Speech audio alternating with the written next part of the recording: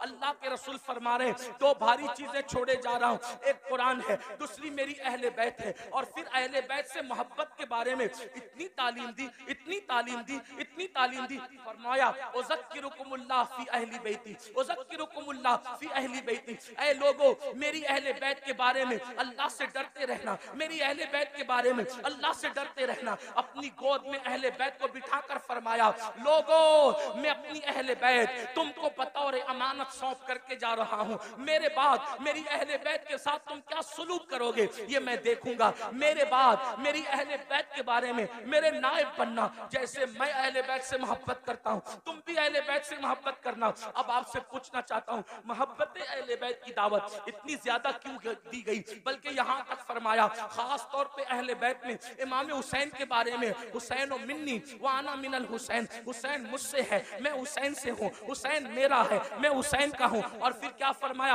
अहब्बल्लाहु मन अहब्बा हुसैना, कि जो मेरे हुसैन से मोहब्बत करेगा अल्लाह उससे मोहब्बत करेगा। यानी अल्लाह का महबूब बनना है तो मेरे हुसैन से मोहब्बत करो। अब आपसे पूछना चाहता हूँ, अहले बैत से मोहब्बत करने वालों, अहले बैत से प्यार करने वालों, आप मुझे बताओ जिस चीज से जिसको मोहब्बत होती है वो उसकी नकल करता है। मिसाल के तौर पर अगर किसी बंदे को किसी आलिम से मोहब्बत है तो वो आलिम की नकल करेगा, किसी को क्रिकेटर से मोहब्बत है वो क्रिकेटर की नकल करेगा, किसी को हीरो से मोहब्बत है वो हीरो की नकल करेगा, किसी को बाप से मोहब्बत है वो बाप की नकल करेगा, किसी को माँ से मोहब्बत है वो माँ की नकल करेगा, किसी को टीचर से मोहब्बत है वो टीचर की नकल करेगा। गर्ज के मोहब्बत इंसान को नक्काल बना देती है। जो जिससे मोहब्बत करता है उसी के अंदाज में चलता है, उसी के अंदाज में बोलता है, उसी के अंदाज में सोच बनती है, उसी के अंदाज में फिक्र बनती है, उसी के अंदाज में तखज्जुलात और तसव्वुरात का माहौल क्रिएट होता है। आपसे पूछता हूँ, ऐ अहले बैत से मोहब्बत का दावा करने वालों, मेरे आका ने तो ये फरमाया जो मेरे हुसैन से मोहब्बत करेगा वो अल्लाह का महबूब बन जाएगा। अब बताओ, मौला हुसैन से प्यार करते हो, मौला हुसैन से मोहब्बत करते हो? यकीन जाने पूरी दुनिया के अंदर इंसान इमाम अली मकाम से मोहब्बत का बड़ा दावा करता है, लेकिन एक चीज तुमसे पूछना चाहता हूँ, हजारों के इस मजमे में ऐ आशिकाने रसूल, ऐ आशिकाने हुसैन, मुझे बताओ जिस चीज से इमाम हुसैन ने नफरत की है आखिर हमारी जिंदगी के अंदर वो चीजें क्यों नजर आती है? जिस चीज से इमाम हुसैन ने नफरत की है आज वो हमारी जिंदगी में क्यों है, वो हमारे माशरे में क्यों है, वो हमारे समाज में क्यों है? आप कहेंगे कौन सी चीज से नफरत की है और कौन सी चीज हमारे माशरे में और समाज में मौजूद है? आइए मैं आपको बताऊं, कुछ चीजें मैं गिनाता हूं, उसके बाद हम खुद ही सोचेंगे। ज्यादा देर तक आपका इम्तिहान नहीं लूंगा, लेकिन तवज्जो करना। ऐ इमाम हुसैन के नाम पर इस महफिल में आने वालों, खड़े रहकर बैठ करके तकलीफ में गुफ्तगू सुनने वालों, याद रखना इमाम से सच्ची मोहब्बत कर लो, क्योंकि इमाम की मोहब्बत का सिला क्या है? आका इरशाद फरमाते हैं, जो मेरी अहले बैत से मोहब्बत करेगा जन्नत में जहां मैं मोहम्मद रहूंगा, अहले बैत से मोहब्बत करने वाले भी मेरे साथ रहेंगे। सुभान अल्लाह, सुभान। इस मोहब्बत का नाराए रिसालत अल्लामा सैयद अमीरुल कादरी साहब क़िबला।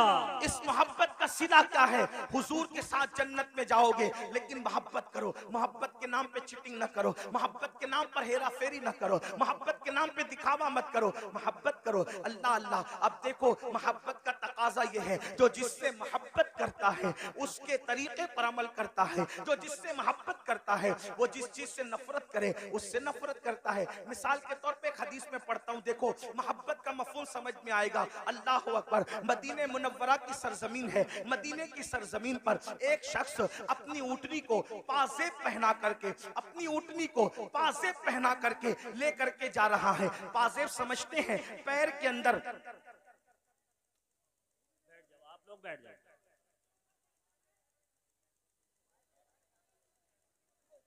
पैर के अंदर जो घुंघरू बांधे जाते हैं उसको पाजेब कहते हैं। पाजेब किसको पहना के ले जा रहा है? ऊँटनी को। तवज्जो करना, माए और बहनें भी मौजूद है, उनकी भी तवज्जो। ऊँटनी को पाजेब पहना कर ले जा रहा है, छम छम की आवाज ऊँटनी के पैर में बंधे हुए पाजेब और घुंघरू से आ रही है। उम्मुल मोमिनीन सैयदा आयशा सिद्दीका ने जैसे ही घुंघरू की और पाजेब की आवाज सुनी, फौरन कान पर हाथ हाथ रख लिए और अपनी कनीज से कहा, जाओ उस ऊँटनी वाले को मेरा नाम कहना और मेरा नाम लेकर के कहना, खबरदार ऊँटनी रोक दे। जब ऊँटनी वो रोक दे मेरे नाम से तो उससे कहना पाजेब उतार दे। और पाजेब उतारने के बाद उसको कहना, जिस आवाज को अल्लाह के रसूल ने नापसंद किया है उस आवाज को आयशा कभी पसंद नहीं कर सकती। अल्लाह अकबर। मेरी कौम के जवानों गौर से सुनो, हदीस पर तवज्जो करो। याद रखना, आज कोई अपने आप को कुछ भी टाइटल दे दे, जमीन के अंदर जाने के बाद पोल खुलेगी कौन क्या था। जबान से बड़े बड़े दावे करने वालों, अल्लाह से डरो। अल्लाह के यहाँ अदल है, अल्लाह के यहाँ इंसाफ है, अल्लाह के यहाँ चेक करने का मामला है। अब आदमी अपने आप को जो चाहे कह ले। अल्लाह अकबर। ऊंट के पैर में पाजेब बंधे हैं, उन पाजेब के बारे में उम्मुल मोमिनीन ने कान पर हाथ रख लिया। कनीज जाती है, जा करके उस ऊँटनी वाले से कहती है, ए ऊँटनी वाले, ए शुतरबान, याद रख उम्मुल मोमिनीन का हुक्म है, ऊँटनी को रोक दे और पाजेब निकाल दे। अम्मा जान का हुक्म कौन टाल सकता था? उसने फौरन ऊँटनी रोक दी। ऊँटनी रोकने के बाद पाजेब निकाल दिए। निकालने के बाद आया उम्मुल मोमिनीन के पास, अम्मा जान आपने पाजेब निकालने का हुक्म दिया। उम्मुल मोमिनीन कहती है, ए शुतरबान, ए ऊँट चराने वाले, जिस आवाज को मेरे महबूब ने नापसंद किया है उस आवाज को मैं कैसे पसंद कर सकती हूँ? जो आवाज मेरे महबूब को तकलीफ पहुंचाती थी उस आवाज को मैं कैसे पसंद कर सकती हूँ? इसलिए पाजेब में घुंघरू न डाल और उसको ऊँट के पैर में न डाल। तो वो कितनी सादगी से कहता है, देखो लोग कितने सादा होते हैं, बड़ी सादगी से कहता है, अम्मा जान ये ऊँटनी तो जानवर है, जानवर को घुंघरू पहनाने पर क्या गुनाह हो सकता है? अल्लाह अकबर। तवज्जो करें, अम्मा जान ऊँटनी तो जानवर है, तो जानवर पे तो कोई शरीयत का हुक्म नहीं है, जानवर को पाजेब पहनाने पे क्या हो सकता है? उम्मुल मोमिनीन का जवाब सुनो, फरमाती है, नादान, ऊँटनी तो जानवर है, जानवर, मगर तू तो जानवर नहीं है, तू तो इंसान है। जिस चीज को हमारे महबूब ने नापसंद किया है, मोहब्बत का तकाजा है कि उस चीज को हम भी नापसंद करें। अब आपसे पूछना चाहता हूं, हुसैन के नाम पर बच्चे, जान, माल सब कुर्बान करने की बात करने वाले मेरे जवान, मुझे बता कि यजीद बांसुरी की आवाज सुनता था, यजीद ढोल की आवाज सुनता था। मौला हुसैन इस गैरत के साथ आए थे कि जो आवाज मौसीकी और म्यूजिक की मेरे नाना को नापसंद थी, यजीद प्रमोट कर रहा है। हुसैन ने उसको नापसंद करते हुए उस आवाज के खिलाफ एहतजाज रिकॉर्ड कराया, एहतजाज दर्ज कराया, घर के घर लुटाया। हुसैन पाक से मोहब्बत करने वालों, बताओ ये जो कानों में एयरफोन लगाकर रोजाना गाना सुन रहे हो, कारों में सफर करते हुए जो गाने सुनते हो, और वो भी इतने गंदे गंदे गाने जो इंसान की शहवत को उभारे, जो इंसान को गुनाहों पे उभारे, क्या भूल गए रसूलुल्लाह सल्लल्लाहु अलैहि वसल्लम का फरमान? अल्लाह के रसूल फरमाते हैं, बारिश के बरसने पर जैसे सब्जा पैदा होता है, वैसे म्यूजिक की आवाज की वजह से इंसान के दिल में निफाक पैदा होता है। मैं ये तो नहीं कहता कि लोग मुनाफिक हो गए, मगर अल्लाह के रसूल फरमा रहे हैं, म्यूजिक सुनोगे तो दिल में निफाक पैदा होगा। और निफाक किसको कहते हैं? जबान पर कलमा है और दिल में कुफ्र है, ये निफाक है। निफाक किसको कहते हैं? कि जबान पे कलमा हो और दिल में कुफ्र हो। और ये किससे पैदा होता है? ये म्यूजिक की वजह से। बताओ, शादियों में म्यूजिक बजाते हो, गाड़ियों में म्यूजिक बजाते हो, और अल्लाह अकबर रात के 2-2, 3-3 बजे तक म्यूजिक में डूबे रहते हो। जानते हैं म्यूजिक का अंजाम क्या है? अल्लाह के सच्चे रसूल, तुम्हारे और मेरे आका मुस्तफा जाने रहमत सल्लल्लाहु अलैहि वसल्लम फरमाते हैं, जिसने दुनिया में म्यूजिक की आवाज सुनी होगी, जिसने दुनिया में गानों की आवाज सुनी होगी, क़यामत के दिन उसके कान में शीशा पिघला करके डाला जाएगा। ऐ मेरी कौम के जवानों, अपने घर के गरम के हुए तेल को अगर कान में डालो और तेल ज्यादा गर्म हो जाए तो आदमी उसको बर्दाश्त नहीं कर पाता। अपने आप पे रहम करो। तुम मुसलमान हो, मुसलमान। नबी ने जो कह दिया वो हक है, नबी ने जो कह दिया वो सच है। जहन्नम की आग से, जहन्नम की आग पर पिघलाया हुआ शीशा जब कानों में डाला जाएगा, उस वक्त क्या बनेगा? मुसलमान होना, कलमा पढ़ा हो, कलमा पढ़ा है ना, तो कलमे का तकाजा तो पूरा करो। यजीद और हुसैन में फर्क क्या है? यजीद कलमा पढ़ के कह रहा है सब चलता है, और हुसैन की फिक्र ये है सब नहीं चलेगा, सिर्फ मेरे नाना की शरीयत चलेगी। सुभान अल्लाह, सुभान अल्लाह। अब जाजपुर वालों मुझे बताओ, तुम कौन से मुसलमान बनना चाहते हो? यजीद की फिक्र वाले या इमाम हुसैन की फिक्र वाले? इमाम हुसैन की। यजीद कह रहे कलमा पढ़ो सब चलेगा, हुसैन पाक कहते सब नहीं चलेगा, सिर्फ मेरे नाना की शरीयत चलेगी। किसके साथ हो? आज कहते हो अरे सब चलता है, ये तो यजीद की बोली है। जिना करो सब चलता है, यजीद की बोली है। शराब पियो सब चलता है, यजीद की बोली है। मस्जिदें वीरान करो फिर भी जन्नत में जाएंगे, यजीद की बोली है। हुसैन पाक की ये बोली नहीं है। हुसैन पाक कह रहे सिर्फ एक चीज चलती है बस, वो मेरे नाना की शरीयत है, मोहम्मदुर रसूलुल्लाह की शरीयत है। आओ, बर्दाश्त नहीं कर सकता कोई भी अल्लाह के अज़ाब। आका फरमाते जहन्नम की आग का बना हुआ शीशा गाना सुनने वालों के कान में डाला जाएगा। और एक बात आपको कहूं, आज पूरी दुनिया में अगर तवज्जो है, आप शोर नहीं कर रहे तो मेरी बात पे तवज्जो, जो शोर कर रहे उन्हें करने दे। मैं तो इतना ही कहूंगा कि इमाम हुसैन की महफिल है, अल्लाह की अता से हुसैन देख रहे हैं, कौन चुप है, कौन सुन रहा है, कौन शोर कर रहा है, बात अपनी अपनी। और उनकी महफिल में आने वालों, नाम हुसैन का मामला ये है, हुसैन पाक का नाम लो तो तकदीरें बदल जाती है। हाँ, ये कोई मुशायरे की महफिल नहीं है मेरे भाई। हाँ, ये कोई ओट और नोट की तकसीम की महफिल नहीं है मेरे भाई। ये मौला हुसैन की महफिल है। जो बादशाह, दुनिया का बादशाह नहीं था, वो बादशाह गर, जिसको प्यार से देख लिया उसको बादशाह बना दिया, जिसको प्यार से देख लिया उसको ताज अता कर दिया। गौर से सुनो, करबला सुनने आए हो। आज पूरी दुनिया में मुसलमानों के घर खतरे में। दिन को घर अच्छा भला नजर आता है, शाम होते होते वही घर जमीन में धंस जाता है, जमीन बोस कर दिया जाता है। लोग कर रहे हैं, अमेरिका में कर रहे हो, कनाडा में कर रहे हो, बर्तानिया में कर रहे हो, हमारे मुल्क में कर रहे हो, जो कर रहे गलत कर रहे। मैं उनकी तायीद नहीं कर रहा क्योंकि वो मेरे सामने है नहीं, मैं उनसे कोई बात नहीं करूं। मैं बात तो आपसे करूंगा क्योंकि आप मेरे सामने बैठे। जो सामने ना हो उससे बात करना बेवकूफी है। जब वो सामने होंगे अल्लाह तौफीक देगा तो उनसे भी बात करेंगे, लेकिन आपसे बात कर रहे हैं। मगर उनसे भी दो जुमले कहता हूं इसलिए कि दीवारों को कान होते हैं। अल्लाह करे इन दीवारों के कान के जरिए किसी के कान तक बात पहुंचे। लोगों को पता होना चाहिए कि जो चूंटी का घर उजाड़े, चूंटी का, अल्लाह चूंटी का घर उजाड़ने वालों के भी घरों को वीरान कर देता है। इंसान के घरों के दुश्मन न बनो। अगर तुम किसी के नशेमन पे बिजली गिराओगे तो अल्लाह तुम्हारे नशेमन को भी खाक में मिला देगा। ताकतवर तुम नहीं हो, ताकतवर सिर्फ अल्लाह है। जिस वक्त यजीद ने हुकूमत के नशे में हुसैन का घर उजाड़ा तो यजीद खुश था।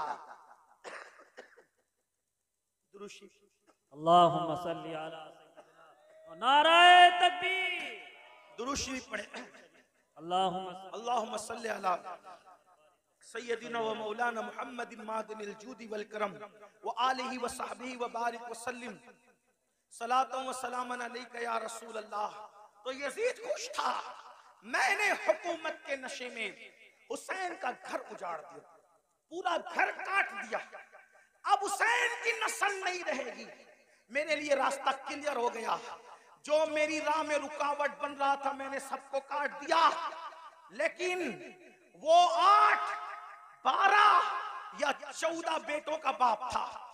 यजीद 8, 12, 3 रिवायतें या 14 बेटों का बाप था और हट्टे कट्टे बेटे रखता था। और हुसैन की नस्ल के बारे में उसको ये बुग़्ज़ था कि मैं मेरी हुकूमत में जो चीज रुकावट है मैंने खत्म कर दिया। मगर कुदरत ने बताया यजीद तू ताकतवर नहीं है, ताकतवर अल्लाह है। 14 बेटे छोड़ के मरा था, आज नस्ल नजर नहीं आती। हुसैन एक बीमार छोड़ के गए, कोई मोहल्ला नजर नहीं आता जहां हुसैन की औलाद मौजूद न। सुभान अल्लाह, सुभान। नारे तकबीर, नारे रिसालत, शोहदाए करबला कॉन्फ्रेंस सरजमीने जसपुर।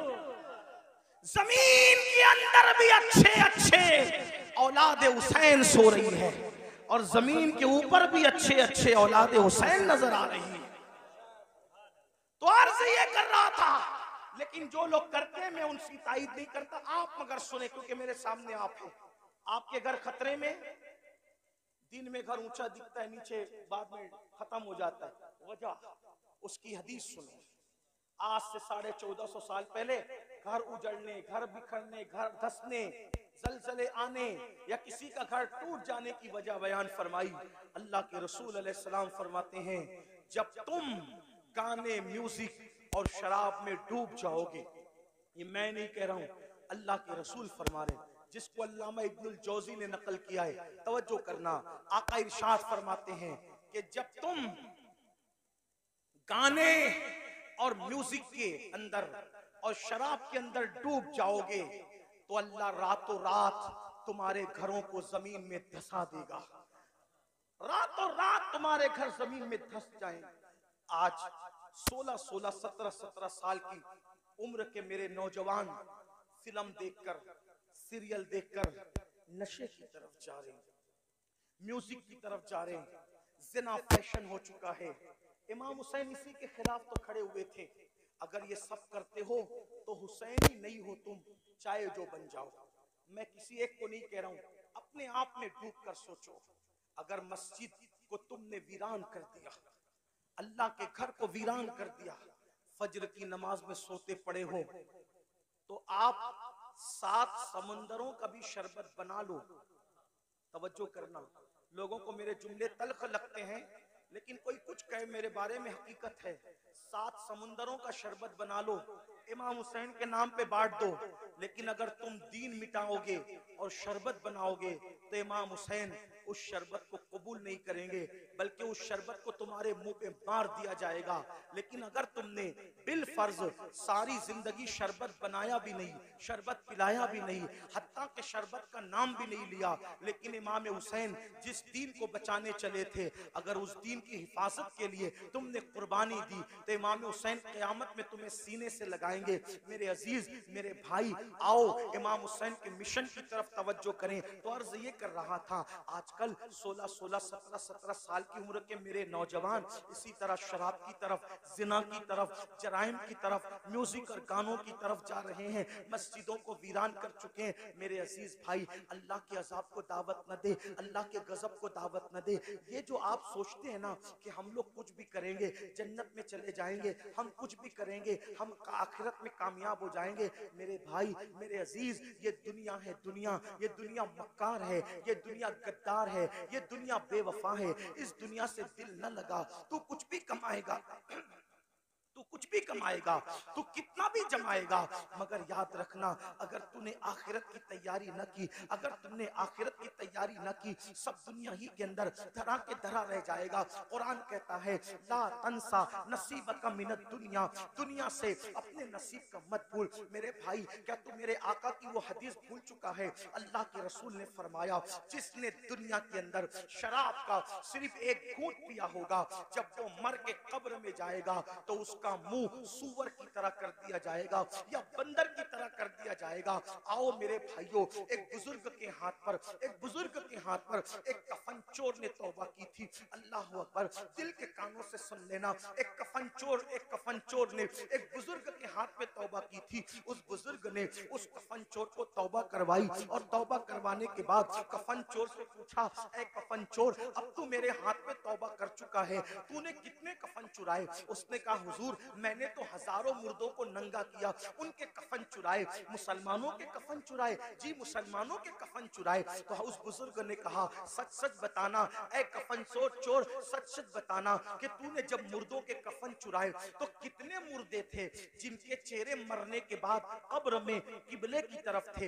ध्यान से सुनना, तवज्जो से सुनना, थोड़ा मिंबर वालों से भी तवज्जो चाहता हूँ, बात न करें, बहुत नवाजिश होगी आपकी। मैं आपकी मालूमात में इजाफा नहीं कर सकता लेकिन आपकी दुआएं जरूर ले सकता हूँ, आपकी भी तवज्जो चाहता हूँ। मेरी बात गौर से सुने, मैं एंड की तरफ बात को लेकर के जा रहा हूँ, ध्यान से सुनो। कफन चोर से बुजुर्ग ने पूछा तूने हजारों मुसलमानों के कफन चुराए, ये बता कितने मुसलमान थे जिनके चेहरे किबले की तरफ थे और कितने मुसलमान थे जिनके चेहरे किबले से फिरे हुए थे। तो उसने कहा हजरत अल्लाह की कसम खा के कहता हूँ अब तो मैं आपके हाथ पे तौबा करके नेक बन चुका हूँ, अगर मैंने 100 मुर्दों की लाश को खोला, 100 मुर्दों की कब्रों को खोला और उनकी लाश को मैंने नंगा किया तो 100 मुर्दों में से 99 मुसलमान ऐसे थे जिनके चेहरे किबले से फिरे हुए थे, 100 मुर्दों में से 99 मुर्दे ऐसे थे जिनके चेहरे किबले से फिरे हुए थे। एक मुसलमान मिलता था 100 में एक जिसका चेहरा किबले की तरफ होता था। उस बुजुर्ग ने अपने पीरो मुर्शिद को खत लिखा, हुजूर ये बताएं, अल्लाह अकबर, हुजूर ये बताएं, हुजूर ये बताएं कि मरने के बाद लोगों के चेहरे कब्रों में क्यों फिर जाते हैं, कब्रों में क्यों फिर जाते हैं। बुजुर्ग ने लिखा बेटा जो लोग दुनिया में रसूलुल्लाह की सुन्नत से मुंह फेर लेते हैं, जो लोग दुनिया में रसूलुल्लाह की सुन्नत से मुंह फेर लेते हैं, मरने के बाद उनके चेहरे किबले की तरफ नहीं होते। ऐ मेरी कौम के जवानों, क्या डर नहीं लगता, क्या कब्र में नहीं जाना, क्या अल्लाह को मुंह नहीं दिखाना। जो सुन्नत से मुंह फेर ले कब्र में उसका चेहरा किबले की तरफ नहीं होगा। हमने तो फर्ज से मुंह फेरा है, हमने तो फराइज से मुंह फेरा है। अल्लाह अकबर, नमाज छूट रही है, माथे पर शिकन तक नहीं है। अल्लाह अकबर, सूद के धंधे कर रहे हैं, हराम कारोबार कर रहे हैं, माथे पे शिकन तक नहीं है, झूठ बोल रहे हैं। ये फर्ज है झूठ से बचना, झूठ से बचना फर्ज है। अल्लाह अकबर, झूठ बोल रहे हैं, माथे पर शिकन तक नहीं है, नाप तौल में कमी कर रहे हैं, माथे पर शिकन तक नहीं है, औरतों पे पाप की नजर डाल रहे हैं, माथे पर शिकन तक नहीं है। कितने जराइम करोगे, कब तक जराइम करोगे, कितने गुनाह करोगे।